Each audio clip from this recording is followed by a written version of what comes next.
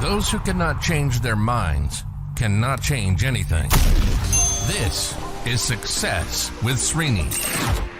I'm on the microphone recording today's podcast for the second time. Well, the first time was about an hour ago. So I woke up this morning, and this is one of those days where, as a speaker who does this podcast on a daily basis, as a speaker, I am completely blank. So what I was experiencing this morning was a speaker's block. You might have heard about the writer's block, where a writer wants to write something, but the words are not coming, and the thoughts are not translating into words, and they are completely paralyzed.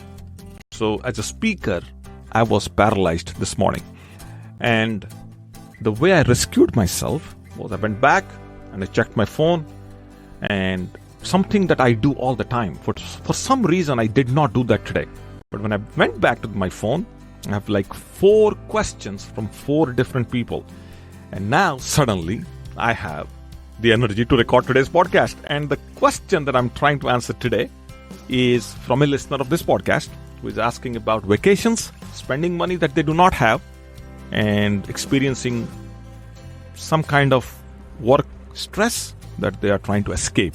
So the question is, can I escape the work pressure that I have been going through, or the workload that I'm dealing with, go on a vacation, come back, and will I be okay? That's the question.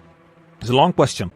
Srini, I listen to your podcast, and you tell me that you say on the podcast that not to spend money that you do not have, and I'm in a situation where I have to spend money and go on a vacation because I've been experiencing a lot of stress at work, and I'm thinking that a vacation will help, even though the last few times that I've done that has not really helped.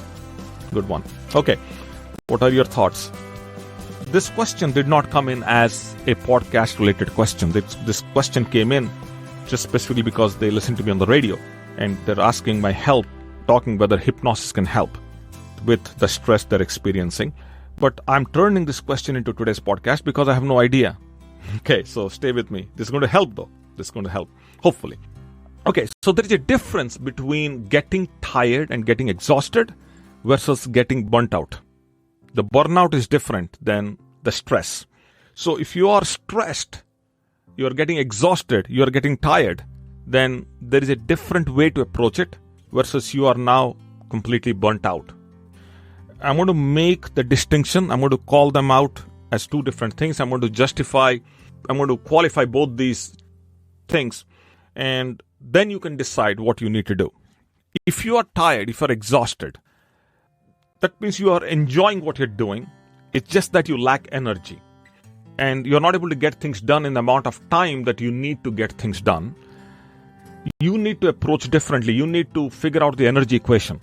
You need to go exercise a bit more, or maybe you need to eat more frequently. Maybe you need to keep yourself hydrated and all these things. So maybe your sleep is compromised.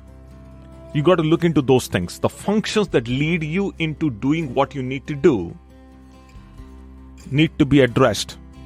Now, if you are experiencing burnout, that means the functions that are leading you to the burnout needs to be addressed too. That means the functions that are leading you to do what you need to do are in a way constrained.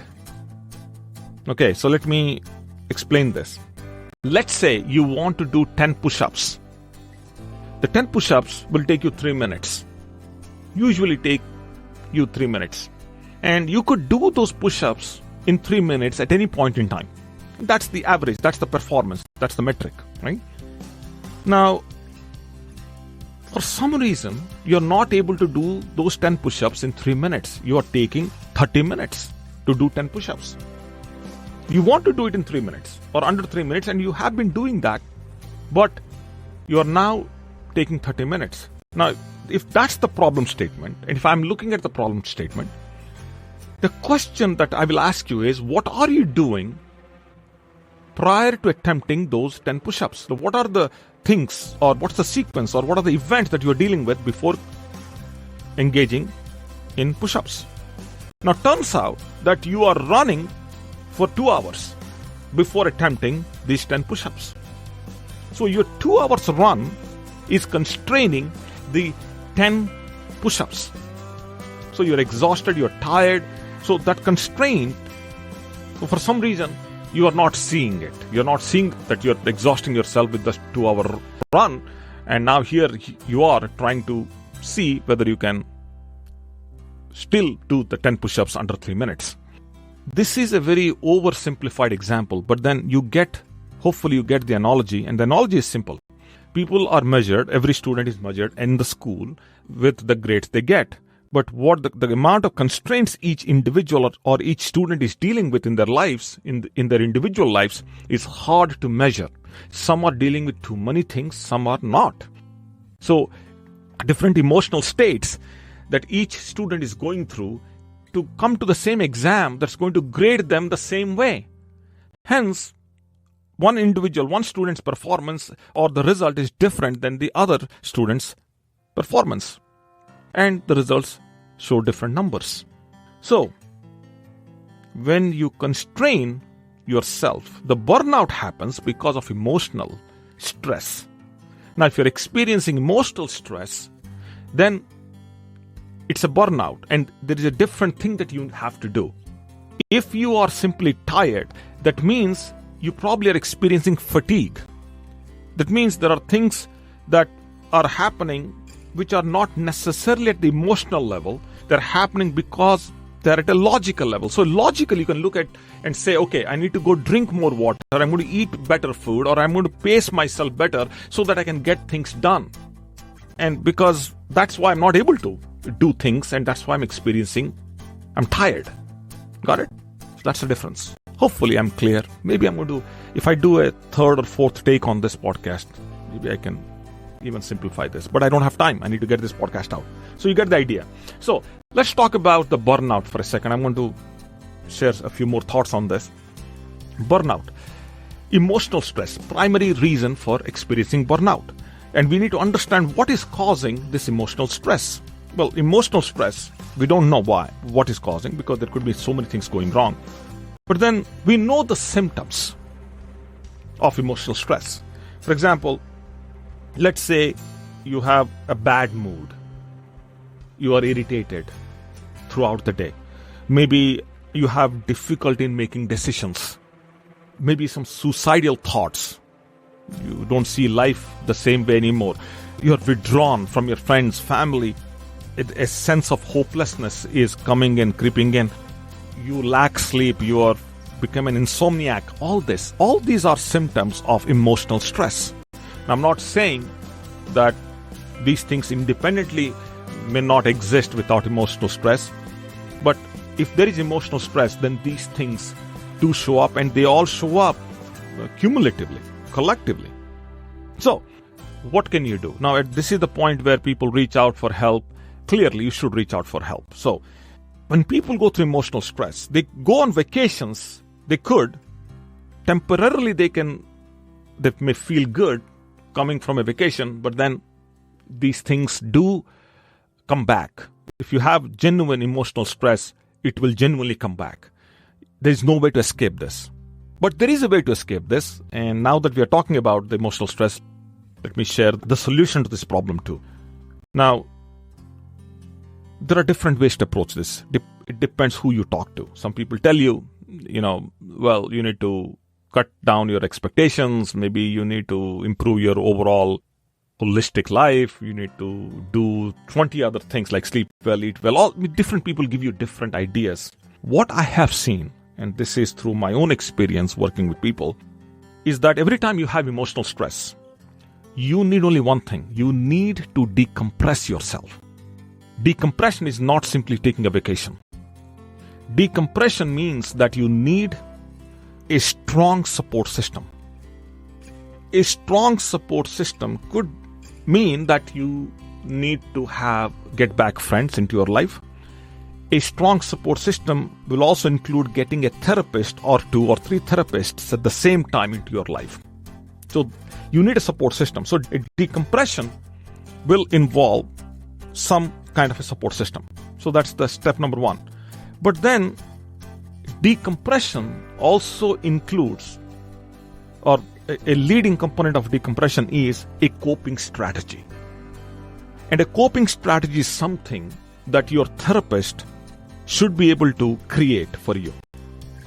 And that may include vacations. I'm not ruling them out, but then a coping strategy will involve three things. The first and the foremost is you need to reset expectations.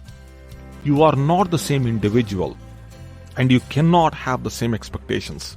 I will tell you, you need to only have to put in 3 push-ups, not 10 push-ups in those 3 minutes, if you want to keep the 2-hour run intact. Or change the 2-hour run. Then you can have your 10 push-ups. You cannot have both. And that is the reset on the expectations. So what I'm doing is I'm expanding your reality by saying that.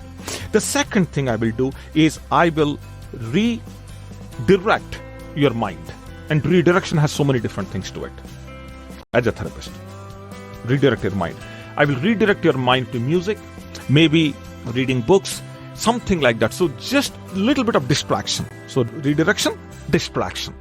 Distraction seems to help. Redirection seems to help cope up with the challenges. Then I will reallocate you. I'll reallocate your time. Reallocate your time to friends and possibly reallocate your time to spirituality. Now, spirituality means some element of mindfulness, some element of yoga, some element of hypnosis, which I do, by the way, which do with people when I reallocate them. So you see, any kind of mind mending or mindfulness technique is very low in the list. People, when they reach out, they say, okay, I'm going through a lot of stress, will hypnosis help? Well, hypnosis will help if we understand the causes that are creating, if you have all the symptoms for the stress and the things that are leading you into the stress, and then understanding what kind of a decompression strategy you need, and understanding what kind of as a part of that, what is the coping strategy that's going to work for you. Then, as an element of a good coping strategy, yes, hypnosis may help, but you need to have all of the above. Yeah, go take that vacation. Don't spend that money that you do not have. I will still stay with that. But hopefully, as somebody who asked the question, hopefully this answer is helpful. And as a listener of this podcast, hopefully this is helpful. If it is, you're watching this on YouTube, there should be a place for you to write a comment and like and share the video. If you're listening to this on a podcasting app, there should also be a place where you can write a comment and rate the podcast. Please do that so that I know that it's a two-way thing that's going on. If you do that, I know you're responding to what I'm doing here. But appreciate your questions, appreciate your support. Thank you for being a listener. Thank you for being a subscriber. And that's all for today. A dull day, I thought. I was starting the day, but it turned out to be a great question that extracted some things in me that I always wanted to share before also. So thank you for doing that. Stay tuned. I'll be with you as early as tomorrow. Bye now.